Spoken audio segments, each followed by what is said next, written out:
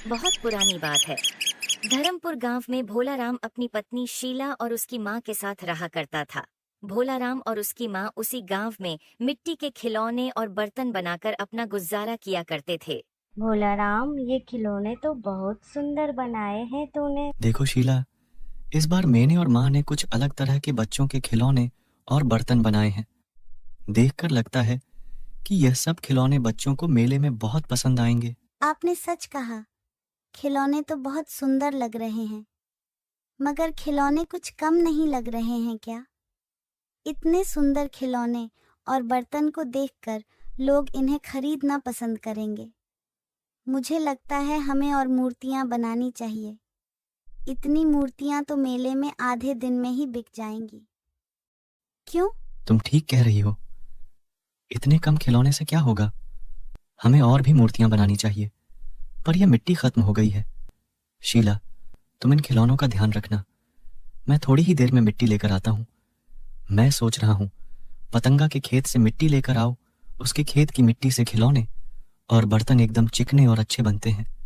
उसके खेत की मिट्टी मुलायम है। अरे बेटा, चल मैं तेरे साथ चलती हूँ, तेरी मदद हो जाएगी। माँ, तुम आराम करो। रात भर ने खिलौने बनवाने में मदद की है, तुम यही रुको। मगर पहले तो उस पतंगा से पूछना कि मिट्टी ले लूं, वरना वह बदले में पैसे मांगने लगे। और जल्दी घर वापस आना, किसी के पास काम करने मत लग जाना। अरे ठीक है माँ, मुझे जाने तो दो। भोलाराम अपने घर से पतंगा के पास मिट्टी लेने निकल जाता है। भोलाराम अपने नाम की तरह ही बहुत भोला था। गांव में कोई भी उसे आसानी से उल्लू बनाकर अपना काम करवा लिया करता था। अरे भोलाराम, तुम यहाँ? मैं मिट्टी के खिलौने और बर्तन बना रहा था तो मिट्टी खत्म हो गई। पतंगा, मैंने सुना है कि तुम्हारे कुएं वाले खेत की मिट्टी काली और मुलायम है, तो वह मिट्टी मुझे चाहिए। उस मिट्टी से खिलौने। पतंगा, यह एक अच्छा मौका है। यह भोलाराम एक नंबर का बुद्धू है और इसकी माँ भी साथ में नहीं है। इसे मिट्टी देकर मैं अपना काम भी करवा सकता हूँ। हाँ हाँ, क्यों नहीं? अरे भोलाराम, उसमें क्या पूछना था? जाकर ले लो। मगर तुम पूछने आए हो तो मैं तुम्हें एक राय देता हूँ। तुम्हें मिट्टी के खिलौने बनाने के लिए नरम और मुलायम मिट्टी चाहिए ना? मेरे खेत के किनारे पर एक गड्ढा है। अगर तुम उस गड्ढा में 10 से 12 हाथ खोद लोगे तो तुम्हें खिलौने बनाने लायक मिट्टी मिलेगी। हाँ पतंगा, हाँ हाँ। तो मामूली सी मिट्टी देकर भोलाराम से 10 से 12 हाथ गड्ढा गहरा करवा लिया। वैसे भी मुझे गड्ढा खुदवाना था, पैसे भी बच गए। और फिर भोलाराम गड्ढे के अंदर खुदाई शुरू करता है। अरे ये कैसी आवाज है? ऐसा लगता है कि ये मिट्टी के अंदर कुछ दबा हुआ है। अरे बाप रे, ये तो एक खजाने से भरा घड़ा है। सोने की मोहरे, वो भी इतनी सारी। लेकिन मुझे इसका क्या करना चाहिए? पहले मैं इस घड़े को अपने घर लेकर जाता हूँ। क्या हुआ, मिट्टी लेने गए थे या कुआं खोदने गए थे? मिट्टी लाने में इतना समय लगता है क्या? और तुम्हारे हाथ में ये चमकता हुआ घड़ा कहाँ से आया? अरे जरा धीरे बोलो, धीरे। हाँ भोला, कहाँ से आया ये? ये तो सोने की मोहरें हैं। बताइए ना, तुम्हें ये सोने की मोहरें कहाँ मिली? मैं गड्ढा खोद रहा था, उस गड्ढे में से यह घड़ा निकला।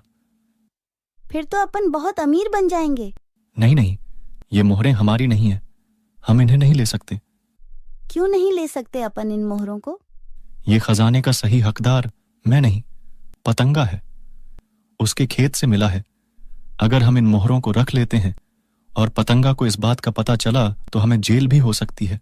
हाँ बेटा, तू सही कह रहा है। जा, ये घड़ा पतंगा को दे आ, लेकिन सावधानी से जाना, किसी की नजर नहीं पड़नी चाहिए।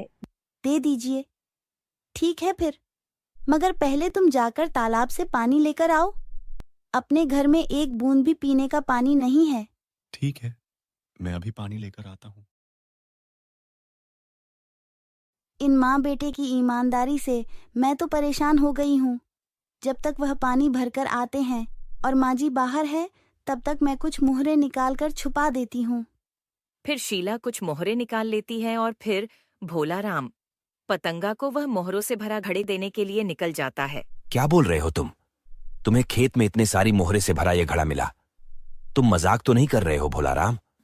मुझे तुम्हारे खेत के गड्ढा को खोदकर यह सोने की मोहरों से भरा घड़ा मिला और अब तुम इस खजाने को सरकारी खजाने में जमा करवाने की व्यवस्था कर देना। हाँ, जरूर करूंगा, जरूर करूंगा। ये तो मेरा फर्ज है।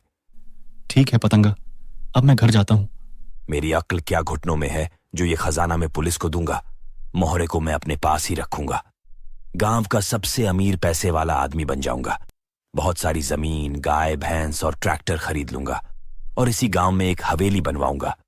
मगर गांव वालों को इस बात का पता चल गया तो भोला राम सबको सच बता देगा। इस मामले में एक काम करता हूं, भोला राम का नाम लेकर उसे ही फंसा देता हूं।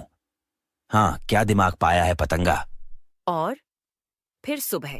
शीला, जब तक ये मिट्टी के बनाए हुए खिलौने नहीं बिकेंगे तब तक मैं घर नहीं लौटूंगा।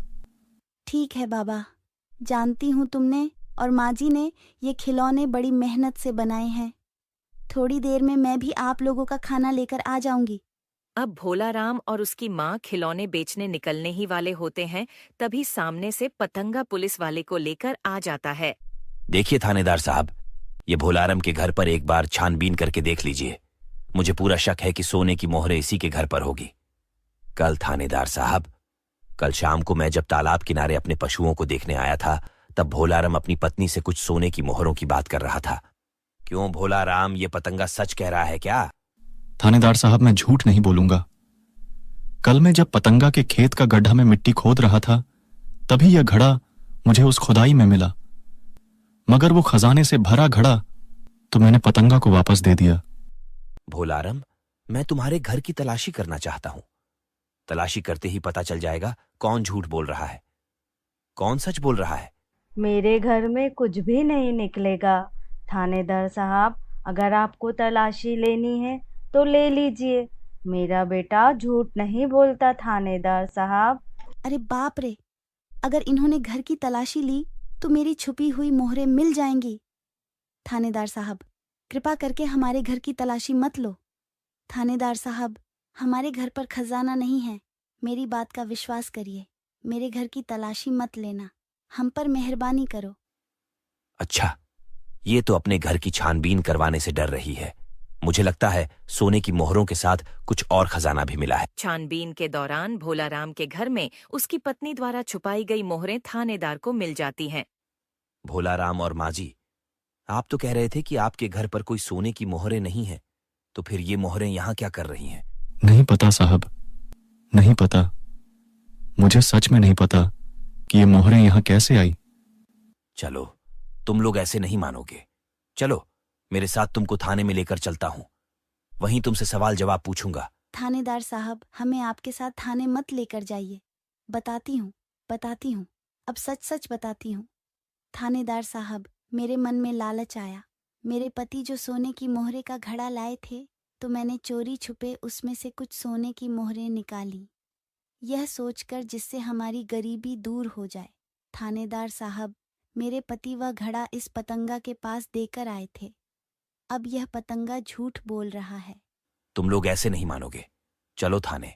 फिर भोला की माँ थानेदार से कहती है, साहब एक बार आप पतंगा के घर की भी तलाशी लो, हम झूठ नहीं बोल रहे। फिर थानेदार पतंगा के घर जाता है। हाँ, सोना भी हाथ लग गया और भोलाराम के परिवार को फंसा भी दिया। अब मैं गांव में सबसे अमीर आदमी बन जाऊंगा। अरे थानेदार साहब, आप यहाँ कैसे?